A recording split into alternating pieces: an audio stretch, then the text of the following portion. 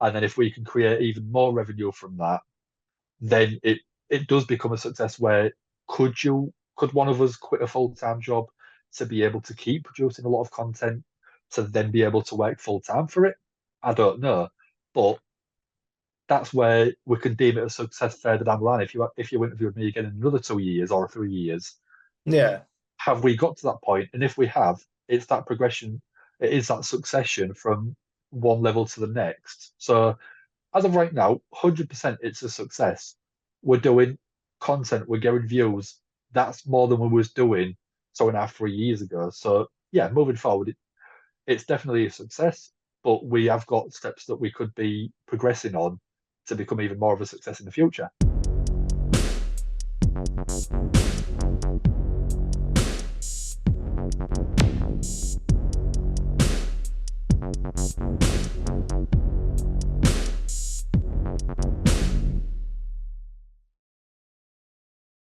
What's going on, guys? It is your boy, Tom Talks Rubbish, and stand back for another interview. This time, I'm joined by the one and only Dan Hargreaves from Give Me a Whole Yeah. So, welcome back on the show, my friend. Thank you very much for having me. It's been a good couple of years now since I was last on. Nice to see things have gone massively up in the world for you, dude. I'm really excited to chat with you once again because they've gone up in the world for you as well. But for the good people that may not know, because like we said, it's been a couple of years since we chatted. Where do you first discover wrestling, my friend, as an overall fan? As an overall fan, it was actually my next door but one neighbour when I was probably, I've got to say, it must have been when I was 7 or 8. We was both at school together, and because we lived a couple of doors down, our mums got along, and he introduced me to the old VHS library that he had Mm. of like WrestleMania 6 with the Mega Powers exploding, or WrestleMania 5 with Mega Powers exploding, WrestleMania 6, Hogan and Warrior, and he had the little figurines, and that was my initial introduction into the wrestling. Um, Going through a few years later, it was Sky One on a Sunday morning, I think it was, covering SmackDown. That was peak Attitude Era, Mm. very late 1990s when it was very first sort of SmackDown, the first sort of few months of that. It was Channel 4, I think it was. Um, Royal Rumble 2000, my very first ever pay-per-view that I was able to sit and watch live. And going from there, it was just anything that I could pretty much grip my hands on. It was the very first stages of the internet as well. Yeah. So it was all stuff like reading anything that was going on because we couldn't see it, obviously, um, on a regular basis because it Mm. was something that my mum and dad wasn't a big fan of. Like, I Mm. don't want to watch this all this fake fighting. And yeah, it was a good, what, 25 years ago, 25, 28 years ago Yeah, now, that about that. was probably my start of an introduction to wrestling. And I mean, I'm 35 now. I've still not lost the love for it. I mean, as you can see, I've still got loads of figures above me. Mm. But yeah, it was my mate. Um, it was called Peanut. That's was his nickname. Everyone still knows him as Peanut. So if you are watching Peanut, hats off to you. I'm still loving the wrestling. Going back quickly to Royal Rumble 2000, and you talked about there your family not being a big fan of it. What, first of all, was your reaction to this? And what was your family's reaction to the May Young, how do I put Expose. this? Expose, shall I we know say? exactly what you mean. I mean, with it being Channel 4 and there was a little bit of a time delay, they did have the big banner right across the screen with a big red X. So you didn't actually see anything. But I think at 12, 13 years old, which is probably what I was then, you're expecting to see stuff like that. I do think the Mick Foley, uh, Cactus Jack and Triple H match, the street fight they had, I think that was a little bit more extreme for what they was expecting because they was Mm. used to people like Giant Haystacks and Big Daddy, where it was big men just sort of pushing each other and maybe a suplex or a slam. Yeah. I don't think they was expecting stuff like barbed wire, steel chairs, and I mean, we call them drawing pins in the UK, but thumbtacks. I don't think they was expecting that level of entertainment slash violence in the wrestling. So, I mean, I did, as we did back then, used the VHS tape, recorded it off Channel 4, and yeah, it was a lot more extreme than I think people gave it credit for the time because ECW was a thing, and that was one of the very first sort of very extreme matches in the WWE sort of sphere, if you want to call it that. Mm. So I think my parents wasn't as much of a fan of me watching that, but they knew it wasn't a blanket thing where every match was that level of violence. What was your thoughts on Cactus Jack Triple H though? I thought it was incredible. As a 12-year-old, watching people being slammed face first into drawing pins and thumbtacks and being hit with barbed wire, I thought it was absolutely crazy. And it was it looked so much more realistic than probably the early WrestleMania stuff that I'd watched previously. So I was like, well, yeah, I can see that bit's fake, but this can't be fake. And it was obviously still was because it was scripted, but it was just a lot more realistic. If you go back to that early WrestleMania stuff, Yeah, and then you compare it to, like you said, I don't want to use this word, but the more realistic stuff of Cactus Jack versus Triple H. If you discovered it the other way round, say like you discovered the Cactus Jack stuff first and then yeah. the Hogan stuff, how do you think your fandom would have changed? It'd have definitely been swayed. Um, I don't know whether it'd be for the better or for the worse because I'd seen bits of it obviously previously, and then watching the more modern Attitude Era level of character and storyline, they just felt a lot more realistic in terms of well, Cactus Jack wasn't a muscled up freak like Hogan was. Mm.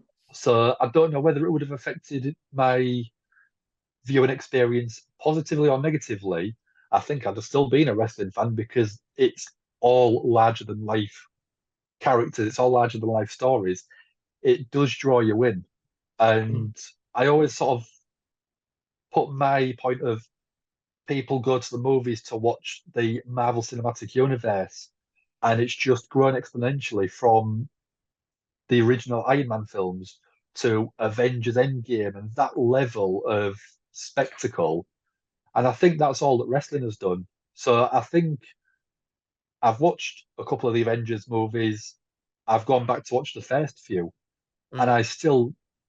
I still find them okay. I'm not the biggest fan. I know I'm going to have Marvel that's come shooting at me because I Yeah. couldn't get into the Marvel Cinematic Universe, but it's different fandoms for different people. So watching wrestling, I think, is my Marvel Cinematic Universe fandom.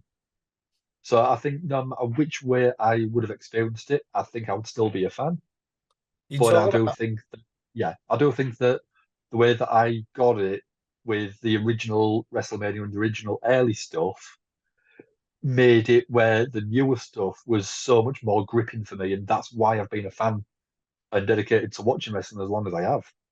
You talk about still being a fan to this day, Dan.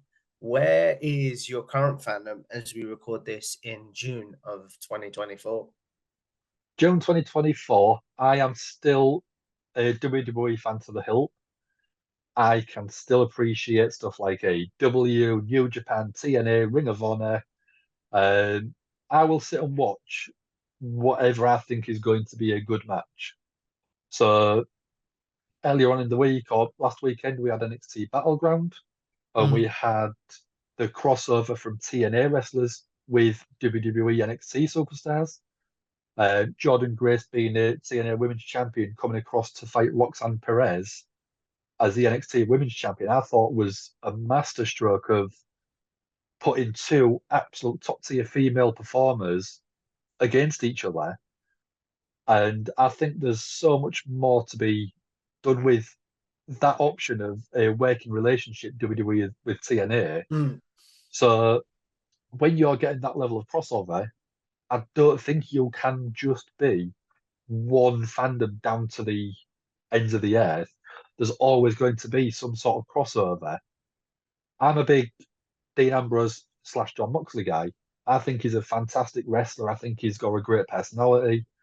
And if he went back to WWE, I would still think he's a brilliant performer, even though I know he might have been watered down a bit. So the crossover from one company to another, I don't think is a black and white line. I think there is a lot of Mm, grey areas. And I think people need to appreciate that because the company could have a bad stint, but in the long run, they are still out there producing a lot of entertainment and a lot of good production. mm. You talk about the companies having a bad stint, and you also, in a roundabout way, was talking about tribalism there in Yeah, wrestling. So, what is your thoughts on tribalism in wrestling?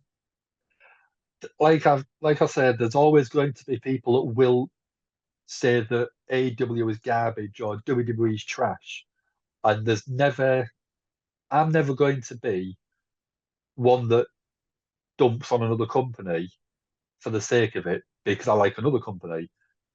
I'm a big football fan. I'm Liverpool FC, Liverpool fan down all the way. But I can appreciate watching Man United. I mean, they're not having a they didn't have a good season, but I can appreciate watching them and going, yeah, they've got some good players. Barcelona have got good players. Man City have got good players. And again, I'm not going to say that there is absolute rubbish everywhere else because the only one that I like, that little bubble that I watch, Mm, is that's the ends of the earth for me because I know that people transfer from Liverpool to Man United to Barcelona, and everything like that. So I think tribalism is a redundant thing these days because you can like a horror character, you can like a comedy character. You're never going to have one person that will only like one thing from one group or team or faction mm. or anything because they might have done work previously. So from my side, I will always be dipping in and out of different fandoms and different factions and different shows because I like so many different aspects of it. I know that some people will not watch WWE because they don't like the product. That's fine. That's not my bag. Yeah. But I mean, for yourself, what do you prefer, AW or WWE? So, where I am currently in my fandom, I'm not really aligned with either of them. Like, Okay. I'm more at the stage where I'm so busy currently. It's more like I'll just watch clips online. If something cool happens, I'll be like, Yeah. "Oh, I'll watch that online." I just don't have the time since I've moved out on my own to go. I'm going to sit down and watch Dynamite. I'm going to sit down and watch Raw. Do you know what I mean? Yeah. So you're sort of basically if something pops up on Twitter, this happened, it's getting a lot of traction on tweets, you're like, I'm gonna sit and watch that. I want to see what happened. Yeah. Yeah, Yeah, I'm not someone that has the time anymore to sit down and watch a full show anymore. That's just me yeah. personally. So, speaking of watching a full show, that's a beautiful segue, actually, my friend. Yeah, and thank you for the setup. I really appreciate it. Not gonna lie. Yeah, right. So, how do you connect with the Give Me a Whole Yeah crew that is Dom and Ant? Did you come on before Sam, or did Sam come on before Yes. you? I always get it around the wrong way. Yeah. Dom and Anne was doing a lot of stuff during lockdown, um, sort of COVID times and stuff like that. And when we had one of the little breaks where we was allowed to go back to work for a little bit, Dom actually came into the shop where I was working. He had a wrestling t-shirt on. Under my work uniform, I had a wrestling t-shirt, so I flashed him who I was wearing, and we got talking about that. And he was like, "Yeah, I do a wrestling podcast. There's a business card. Come and check us out." And then when we went into the next lockdown, I was going from doing a full-time job to doing nothing, and being able to sit and watch a couple of people talk about wrestling. And at the time, there was doing old pay-per-view watch-alongs because at the time there was a quick break where there was no live wrestling whatsoever, Oh yeah. and it was such a struggle. The watching Dom and Dan and being able to sort of just type away in the comments and have a chat with them about my opinions, my ideas, and stuff like that, and what I liked about wrestling. It was a nice experience. And doing that for a few months, Dom seemed to gravitate and realize that I was a very big wrestling fan and I had Mm. a lot of ideas and opinions and different things that I liked about my wrestling. And further down the line, he was like, "Do you fancy coming on and doing a show with us?" I was like, "Yeah, I'll give it a go." And I mean, we did have a quick chat about it, and I did feel like I was very wooden. There was no, I was literally just sat there like a robot, like that, arms crossed, just talking about wrestling, and it was all very robotic and Yeah. monotone. And once I'd been doing it a while and I saw people in comments, it was making it more comfortable. And I feel that Anne didn't gravitate towards me very quickly, but I wore him down. Mhm. So now he comes to me with ideas and questions, and they've let me take on quite a significant role doing a lot of the design of the podcast. Oh wow. So most of the thumbnails on the YouTube community now, uh, I create most of the live stream ones and does all of the gaming ones because he's got his own niche for that. Mm. And even like the backgrounds on the videos that we do, I've done most of them, and it's nice to be able to have a couple of different ways to express my creativity on the podcast because I'll sit there for a couple of hours doing a thumbnail Yeah. and then go, I don't like it. There's something not right. And I'll spend another 2 hours doing it, and that's all done in my own time. I don't sort of take any time out of what I normally do to actually do the podcast stuff, but because it fits in with everything else that I'm doing, it's really nice and it really helps make me feel part of the community. Sam's come along as well, and he starts doing the SmackDown stuff, which he's doing in about 20 minutes, As we UK record time, this. as we're recording, yep. Um, and he's getting ready for the last SmackDown before Clash at the Castle, which is in Glasgow. So that's going to be something that I'm going to pop onto after we've had our good chat. Just be in the comments, just sort of saying, "Hi, how are you doing? What's Mm. been happening?" And I don't think that we all help elevate each other in ways which is, I think that's only going to be a benefit for us in the long run. Mm. So you talk about the benefits of Give Me a Hug, yeah, and feeling part of the community and things like that. I know from my conversations with Anne and even Dom that he was very resistant to bring people on because Yes. it was their baby, which fair enough in some ways. It was their baby. And how did it feel? What was the moment that you felt not only accepted by the community, but accepted by Ant as well? I think you've hit the nail on the head, feeling that it was their baby. Um, and I still, even though I've been doing it for about sort of 2.5, 3 years now, I still think of it as their baby. Mm, I'm just here technically as not even a hired help, but I know that I am one of the crew now. mm, I think one of the main ones was there was doing Monday Night Raws and AEW Dynamites between themselves, and there was a couple of the guys asking, "Where's Dan?" in the comments, and I thought, oh, that's actually quite nice that they're asking where I am. They must at least value my opinion or value my ideas.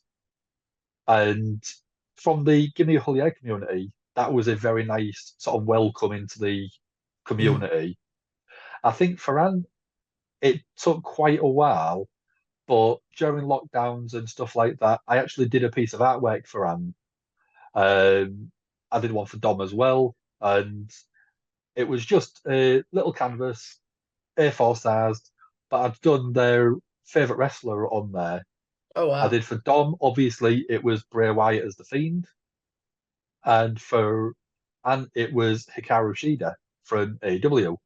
Mm, It was just a very simple sort of piece of artwork, and it was just there's something from myself just as a thank you for letting me be part of your community. And Ant was like, no, you're part of the community as well. You are part of Give Me a Hull, yeah. mm, And it was just very nice to have Ant be welcoming into myself and wanting me to do more shows more often with him. mm. Because I've said this to Anne privately, and I think I've said it to you as well. You two have underrated chemistry. Like when you've done live streams together, you have underrated chemistry. I don't know if Yeah. you've ever noticed that.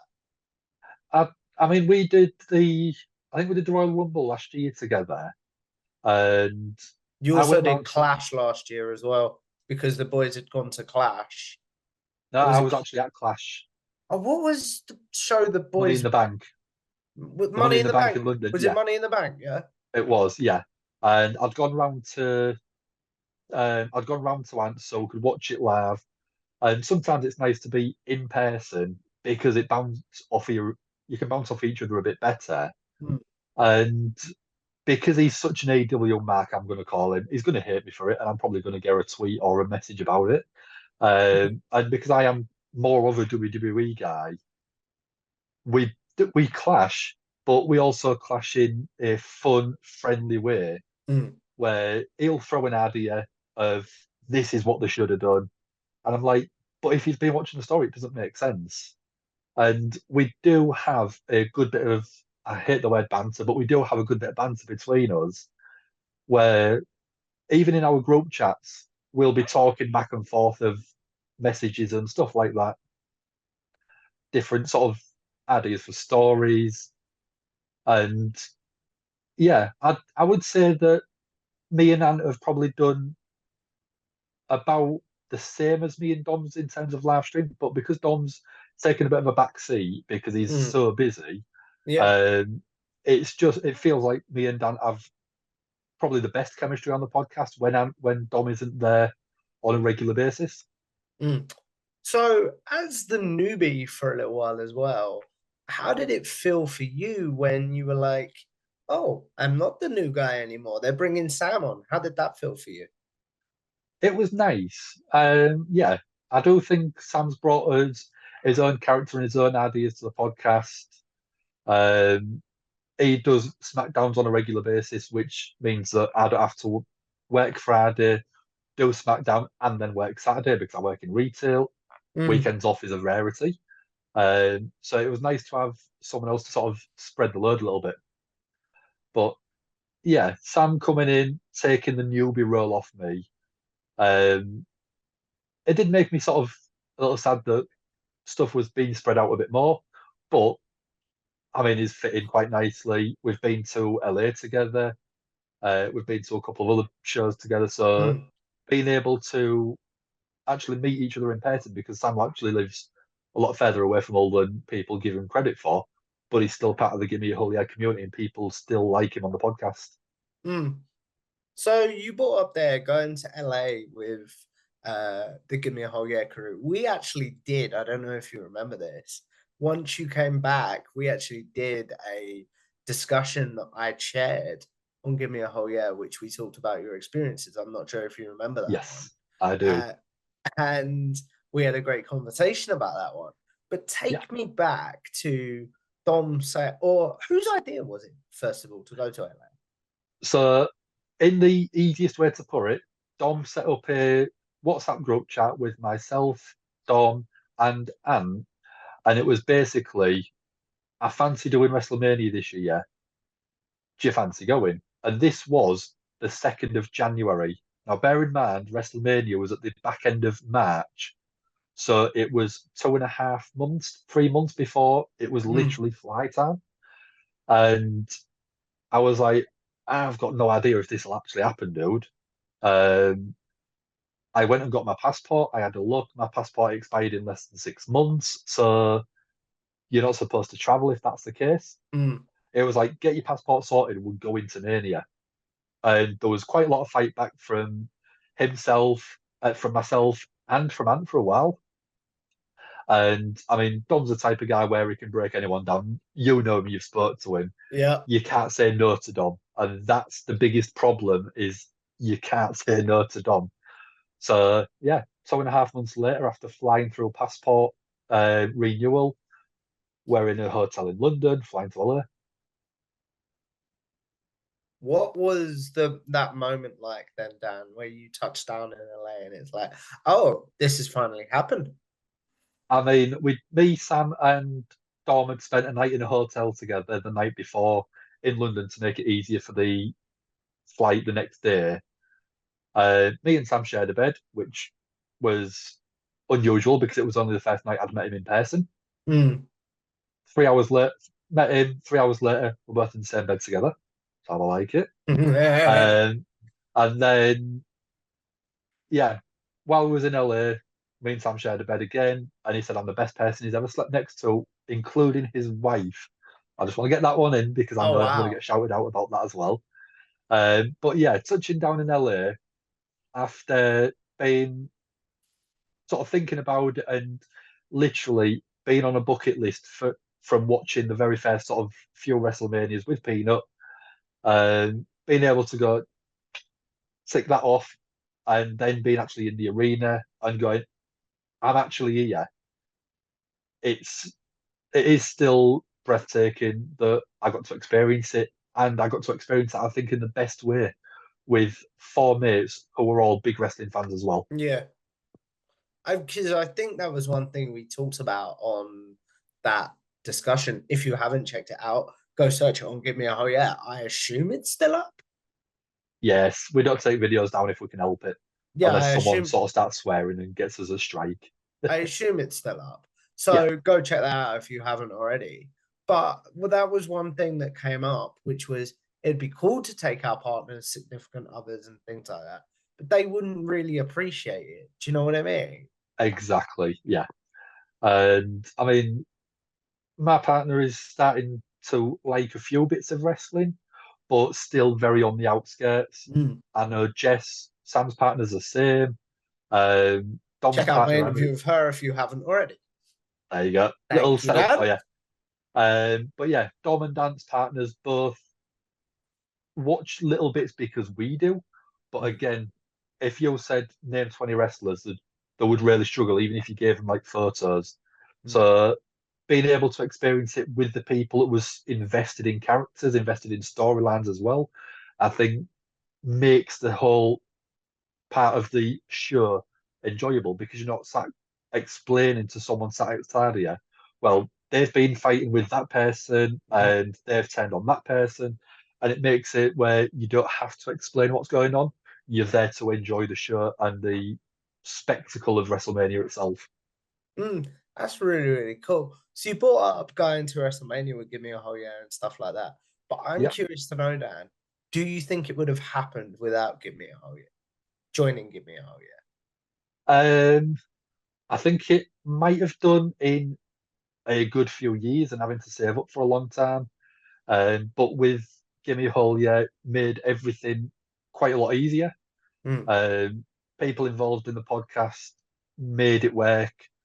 And yeah, I mean, like I said, from being 12, 13, 14 years old, it's like, I'd love to go watch it in person. And it's always the biggest show you want to do. Mm. You want to do the World Cup final, Champions League final. You want to do the Super Bowl Mm. of wrestling, of football, of everything. You want to go to the absolute top level of the show. And I did look into it a few years before Give Me a Whole Year of how much it would be, and it was a considerable amount of money. But like I said, with Don, he helped make it work for us. And yeah, it's probably earlier than I was expecting to be able to go to WrestleMania, but at the end, I'm just grateful. We've talked about what a great guy Dom and the Give Me a Oh Yeah community Yeah. is through this, but what does Give Me a Oh Yeah and what does Dom mean to you as a person, sort of thing? I mean, to keep it simple, Dom, I've asked to be the best man at the wedding, Oh wow. and I don't want him to be the best man because he already is the best man. Before we actually came on, we did have a quick chat about Dom. And from waking up to going to sleep, he doesn't stop.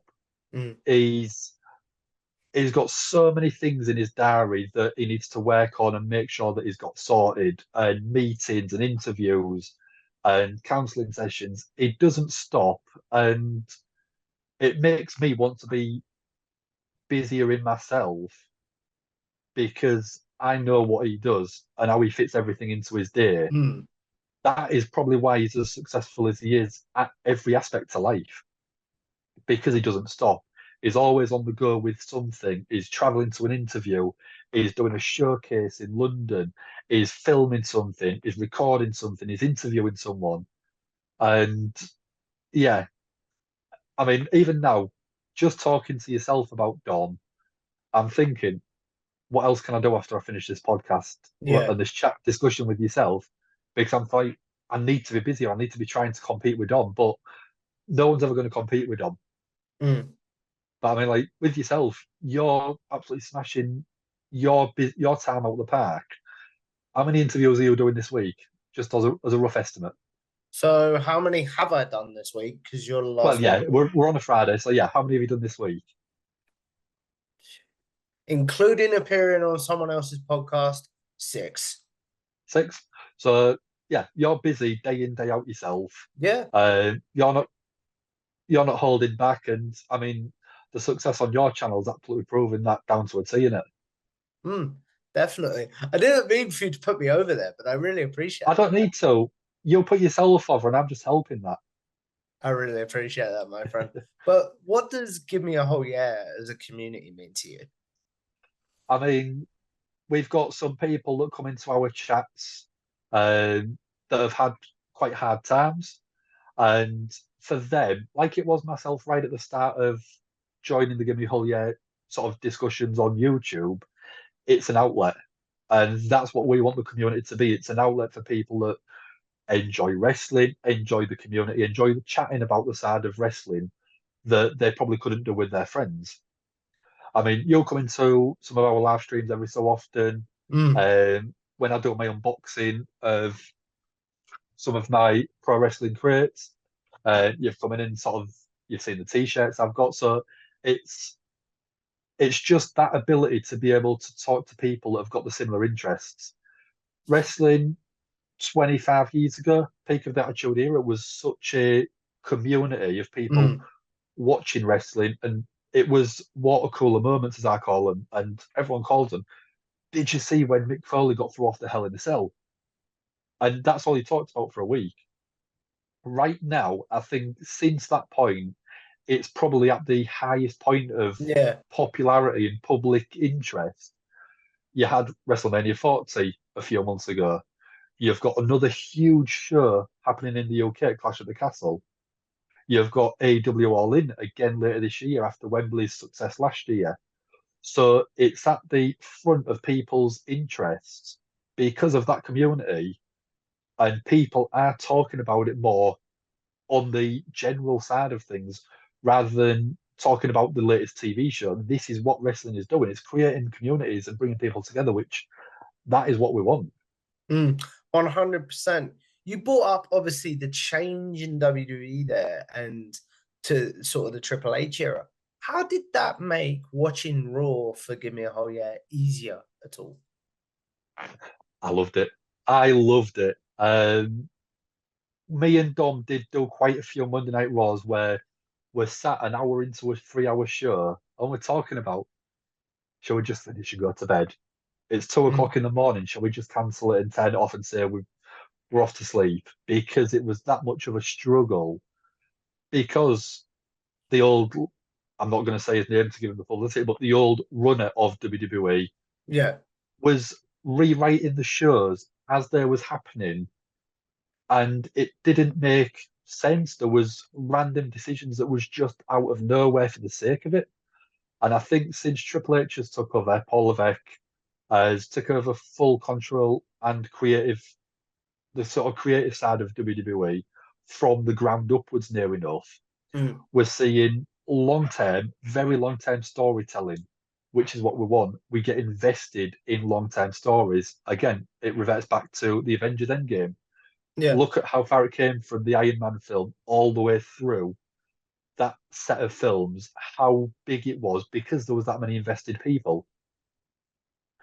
You'll go through the NXT stuff that Triple H did back when it was run by Triple H. Mm. He created storylines that navigated from one show to the next for years. The DIY storyline with Champo and Gargano, that was such a well told story.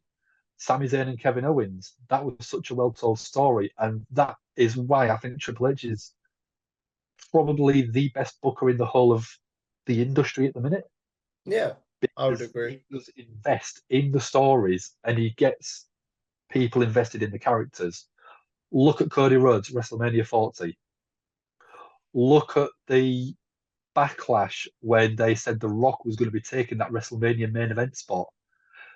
They had to completely change that full story for the WrestleMania weekend because of that backlash. You don't do that with the old leader. Yeah. You don't have that level of investment with the old leader. Triple H has made it a must-see show. So watching Monday Night Raw now, it it is, and I said since WrestleMania, these have been the best Monday Night Raws I've ever seen. Yeah. And I think that a lot of people would agree that them stories are worth watching and worth investing in because just because of Triple H's sort of creativity and input on there. Mm. I understand what you're saying completely there. Take me back to one of them Raws where you and Dom were like, I think we're gonna give this a Yeah, miss now, guys. What kept you guys motivated to stick around, and what keeps you motivated now to stick around now that you're doing it solo? I think it's the same answer for both questions. It's the community. The amount of times where we'd be on stream, literally on camera, saying we can't be bothered, but then we'd have a few comments come in and we'd open the comments up on the stream and we'd have a chat, and then it was waiting for a response to come back from the question or the comment. That was what kept us going back then. And it was, oh, hopefully something good will happen at the end of the show. Yeah. It never did. I'll be honest with you, it never really did. But it was having the other person there to bounce off and keep yourself motivated for them as well as the community. And I think now with Monday Night Raws, it's the community we've built are so welcoming and so and want us to be on every single week.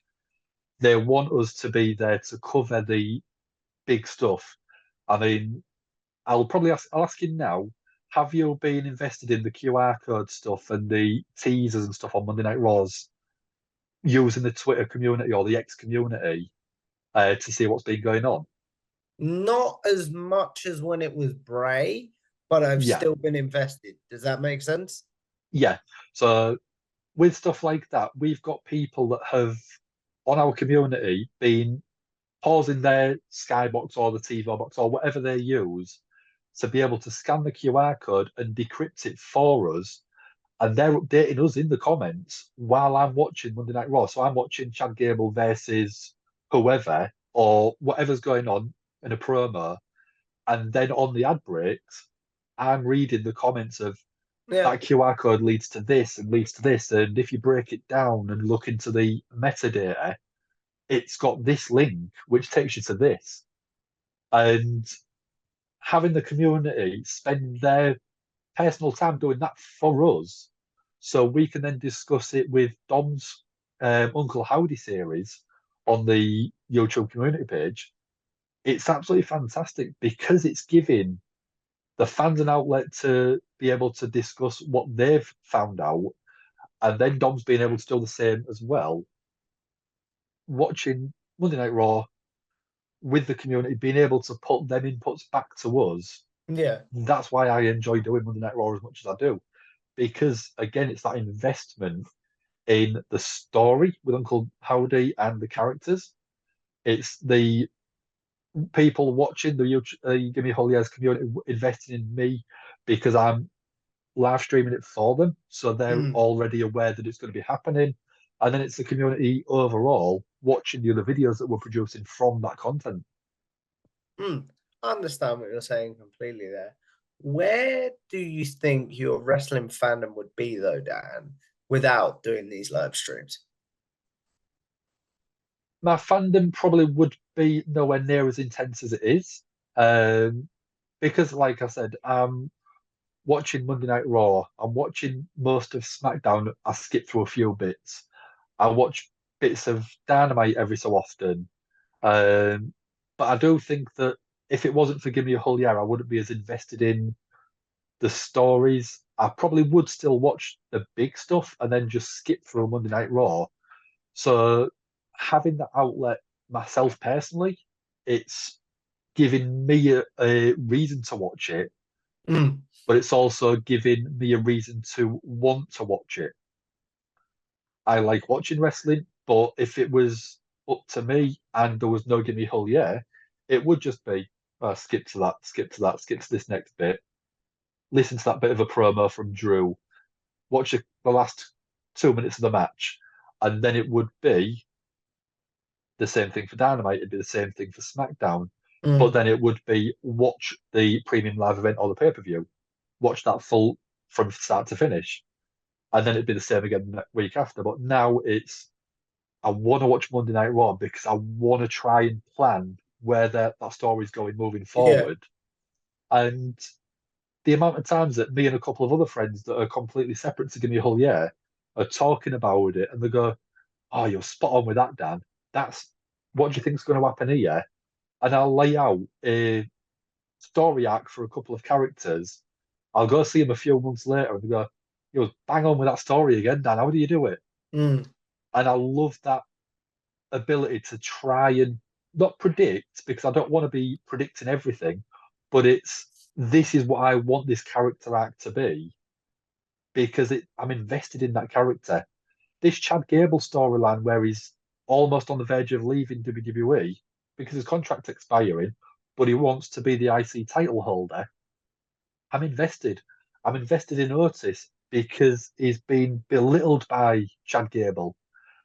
And I want Otis to turn on Chad Gable and basically send him away from WWE. But again, I mean, depending on when this interview goes up, Otis might have turned babyface. He is already, but he might have turned on Gable. Gable might have appeared in AEW for something, or yeah. TNA, or wherever. He might have re-signed with WWE. We don't know. But this is where I'm putting pieces together and trying to plan a story out for what he does after his contract expires. Mm. So you talked about there being able to predict and things like that. What are some of your predictions for as we look at wrapping this up? Because believe it or not, my friend, we've been talking for 45 minutes and I do want to be respectful of your time. I mean, Sam's doing SmackDown. I can leave him to it. That's fine.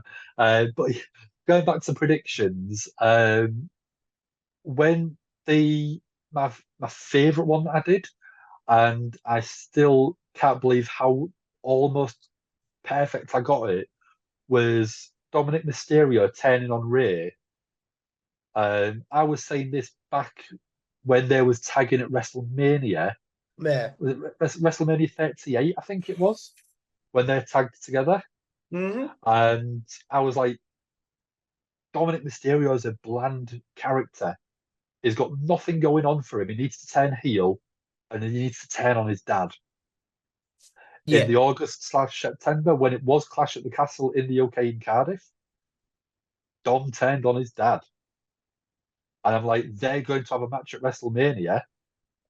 And this was back when it was the previous WrestleMania's sort of fallout. So it was almost a year in advance that I'd predicted Ray being turned on by his son and them to having a match at WrestleMania. I do. I did have other caveats on there of Ray retiring at WrestleMania because he was going into the Hall of Fame, Yeah. and at the end of WrestleMania, after Dominic beats his dad, they basically pick each other up and embrace, turning Dom babyface again. And I originally had planned them to walk up the ramp and then Ray to take off his mask and hand it to his son. So Dominic becomes the new Rey Mysterio Jr. Mm, I'm gutted that didn't happen, but apart from that little bit, I got pretty much all of it right. mm. Um, we had stuff like Bailey winning the Rumble a lot earlier than a lot of people expected because she was the one that deserved the win as much, especially Yeah, with the damage control story. But yeah, there's been quite a few, and I'm hoping to keep going more because what I want to start doing is doing a predictions video every 3 months for the next sort of few months storylines, and yeah. I'm trying to sort of get the time to be able to produce that, put it together, and create the full content for that. But it won't be for a little while yet. I understand what you're saying completely there. What about some of your goals within Give Me a Whole Yeah before we do the wrap up questions, my friend? Um, at the minute, I would like just to continue the slow. I mean, I don't want to call it a slow growth because I see some channels go from having a couple of hundred views to a few thousand views in a matter of few months. I like the way that we're slowly building the community, Mm, keeping people invested in the channel and wanting us to grow at the rate where we're comfortable. I mean, all four of us, myself, Dom, and Sam, all work full time. We don't have the time to produce as much content as we would like, but if we can keep the slow growth through Gimme Whole Year, it's also spreading across the WrestleSphere, which is Dom and Sam's little baby. yeah. They're doing wrestling interviews, they're getting media access to a lot of the shows. So their success is our success. Our success on Gimme Whole Year is also spreading across to them because we're helping to tell people we've done an interview with this performer over on WrestleSphere. Mm, We've done an interview with such and such or whoever. We're going to be at whatever show. Come and sort of have a chat if you see us. And being able to expand on two fandoms, it's quite good, and two different platforms. Like yourself, you'll come into our chats and we plug that you've done interviews with myself, Sam, Dawn, Anne, Andy mm. Sporzy, and even Jess, Sam's wife. Being able to sort of plug your channel, which I mean, I know you appreciate. I don't need you to I sort of very go through that much do. again, but being able to sort of help your success and then you're pouring it back into us by interviewing us and letting us put something that's completely not completely separate to wrestling, No, but I but know a what you mean. completely different sort of format to a live stream watch along show and get to know us a little bit more that we don't really get to express on a wrestling podcast. It's such a nice sort of cross-platform, cross style Mm. of interview and show, which that's why I mean, when you're messaging me saying, "Do you want to come on?" Hell yeah, dude! I'd love to be on again because it's just a nice platform to be able to sort of showcase your success at the same time. Yeah, and I understand what you're saying completely there. You brought up success there, Dan. Do you view your career, for lack of a better word, with Give Me a Whole Year as a success? And if you stepped away tomorrow, first of all, what do you feel like that conversation with Dom would be like? And what would you want your legacy to be? Um, I mean, I'll start with the question about what Dom would think, and I think Dom would be a little bit upset, but if I sort of gave him a valid reason, he'd completely understand because that's the sort of person Dom is, as you will full well know. Yeah. He's not going to pressure you to do something that you don't want to do. And he's always said from the very first show I ever did with him, you don't have to be here if you don't want to. And that's always been the case. If you if you just want a break from doing a Monday Night Raw every so often, take a break. Only do what you're comfortable doing. Don't overexert yourself. Don't put yourself somewhere where you don't want to be because then it's not fun. Yeah, yeah. If you got told you was doing interviews at 3 o'clock every week in the morning, you'd still find it a bit of a struggle and you go, is it Yeah, really worth it? definitely. And that's where I think Dom is such a good inspirer because he makes you want to do stuff if you want to do it. I Yeah. love watching wrestling. I love talking about wrestling. So being on this podcast is an ideal platform. Um, if I did decide to sort of take that step back, I think there would be a few people that would miss me. I'd hope, but I do think the podcast would still continue to grow because you've got Sam, you've got Anne, and they're still producing regular content. They're still Yeah, producing quality content. So I don't think the podcast would be hurt massively. I'd hope. I don't want it to sound in a bad way, but I hope that it would impact the community because I do think that I bring a bit of fun to the podcast. I do bring a bit of the thumbnails and, like I said, a bit of the design to the podcast. yeah, So I do think that part of that would be missed, but I wouldn't want to take it away. I would, even if I couldn't do the live stream every week, I would still offer services in some way, whether it is designing a thumbnail or in your background for the shows. So I would still want to try and be involved as much as I can because, like I said, it's something I love doing. It's something I enjoy doing on a weekly basis. And if I had more time, I'd want to do even more if I could. But yeah. going back to working a full-time job, it does create a little bit of a time frame where you are able to do a lot of content for it. Mm. But do you view it as a success, my friend? Yeah, of course. I mean, we are monetized on YouTube now, so we are sort of getting advert revenue. We are getting people subscribe and join the YouTube community where there is a small sort of fee every month where you can pay, and that does help us to one run the podcast and help pay for the items that we use. So we use a couple of streaming services to produce content to go onto Yeah, YouTube, onto Twitch, and onto Facebook at the same time. So being able to have people invest in watching our videos to be able to help cover some of them costs, that to me is what makes it a success because we went for long enough where it was all coming out of Dominant's pocket. yeah. So now it's starting to pay for itself. That's when it starts to become a success. And then if we can create even more revenue from that, then it does become a success where could one of us quit a full-time job to be able to keep producing a lot of content to then be able to work full-time for it? I don't know. But that's where we can deem it a success further down the line. If you interview with me again in another 2 years or 3 years, Yeah. have we got to that point? And if we have, it's that progression, it is that succession from one level to the next. So as of right now, 100% it's a success. We're doing content, we're getting views. That's more than we was doing 2.5, 3 years ago. So yeah, moving forward, it's definitely a success, but we have got steps that we could be progressing on to become even more of a success in the future. Mm. What would you want your legacy as a creator to be, though, if you did step away there, Dan? Um, I mean, I have got a legacy known as the Snack Man. Oh yeah. So if I'm doing a Monday Night Raw, I have normally got right at the side of me here 3 or 4 different snacks or at least a couple of different drinks.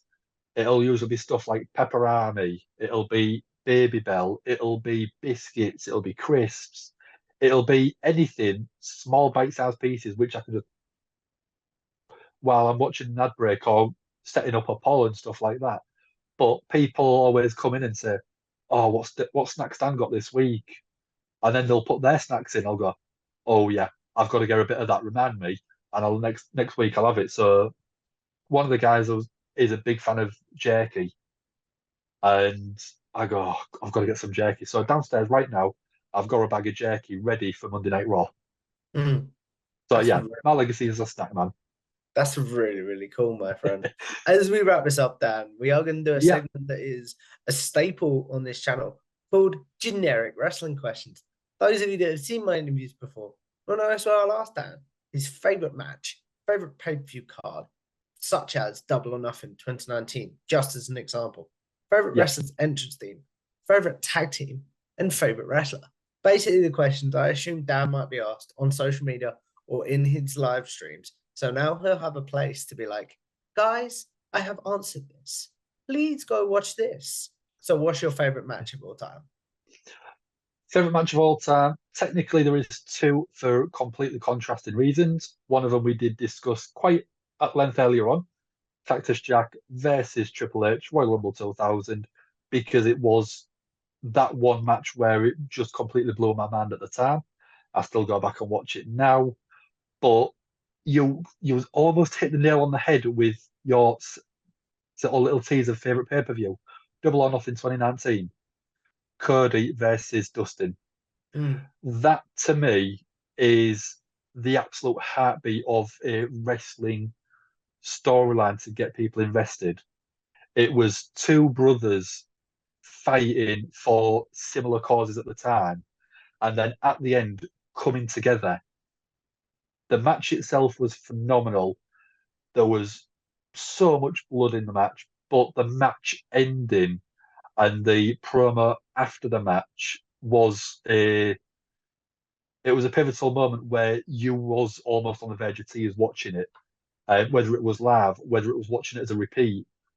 But it is one that does pull at the heartstrings of, is this real? Is this a story?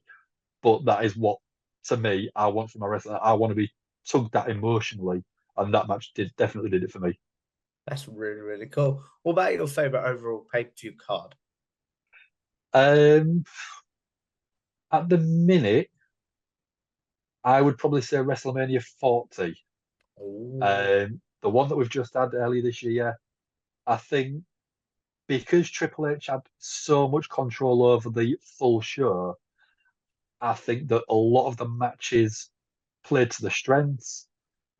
Becky versus Rhea, Gunther versus Sammy, and I think the whole overall show from start to finish was probably the best WrestleMania we've ever had. mm, There's been very good WrestleManias. WrestleMania 30, for example, Daniel Bryan overcoming the Authority with the Yes Movement. It's an absolutely phenomenal card, but it's only known for a couple of different things. WrestleMania 31, the heist of the century, Seth Rollins cashing in on Roman and Brock. Again, very good show. But for me, being able to sort of watch WrestleMania 40 as a fan, as of experiencing it live the the previous year, I think enjoyment wise, I don't think I can beat WrestleMania 40 at the moment. really, really cool. What about your favorite wrestler's entrance theme? I'm going to probably get shot for this because I'm going to be using at the wedding is Cody Rhodes Why does that one speak to you as a fan? And why have you chosen it for your wedding? because I just think it's an awesome entrance theme. I get so hyped when I play it. I play it in the car, the windows go down, I'm driving along, Cody hits the floor and he goes, whoa, my hands go out the windows. I can't not help myself doing that.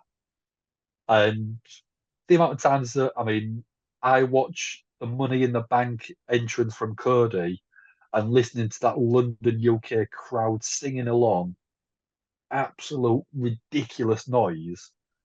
I get goosebumps talking about it. I get goosebumps thinking about it. I'm watching it. I mean, I'm getting them now. I can feel the goosebumps sort of rising Mm, because of the energy that was in the arena at the time. And I think that's why it wasn't up until that point, but now that is what's become my favorite wrestling theme of all time because of that excitement from the fans. that's really, really cool, Dan. What about your favorite tag team? Oh, favorite tag team. I think at the moment, I think I'd have to go FTR. I know Dexter's just basically been sidelined with a massive injury, but I think for the past few years, FTR, the revival in WWE, if you want, um, was just a very good throwback to an old school wrestling tag team. Mm, You think of Demolition, you think of Road Warriors. They are a basic 80s and 90s wrestling team. Their old saying, no flips, just fists, encompasses what the old style was.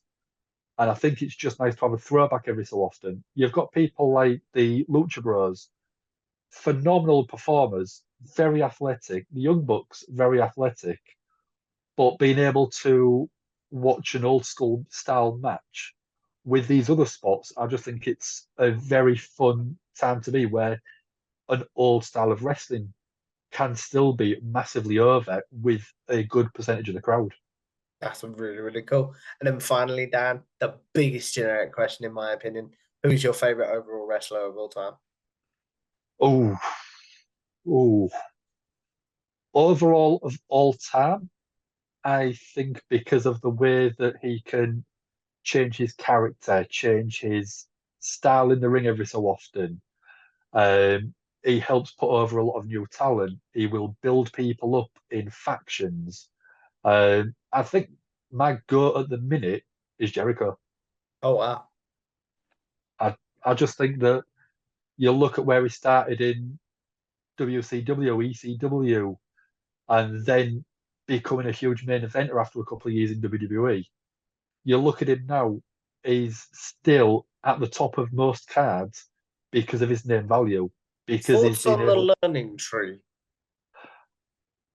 genius, absolute genius, because it's such an egotistical thing to do. Mm. But because he's that character, he's making this work down to a T. And again, the list of Jericho, it's such a simple concept. Holding a board like that and just writing a name on it. It's such a simple idea, but it became the biggest thing on Monday Night Raw. Learning tree, it's I reckon he could make it one of the biggest things in AEW. Jericho Appreciation Society. That's an odd thing to say when drunk. Yeah. Um, Being able to build these young talent to move on to bigger and better things. He's so good at doing that, but he's also making sure his character stays relevant. And I think Learning Tree is going to be another point, another feather in his cap for his retirement. Mm. I fully agree with what you're saying there, my friend. But as we wrap this up, Dan, obviously I want to say Yeah, thank you for a great conversation.